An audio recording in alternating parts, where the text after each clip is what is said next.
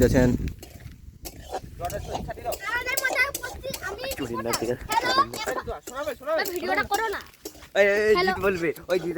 Hello, আমি reporter Soumya. আমাদের মধ্যে উপস্থিত আছেন।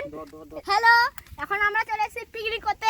আমাদের মাস্টার শেফ রান্না করছেন। এই দেখুন, এই যে এখানটায় পাপড় ভাজা চলছে।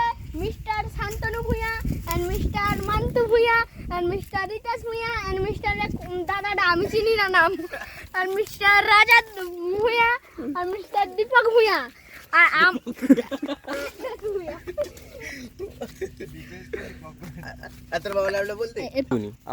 রেডি।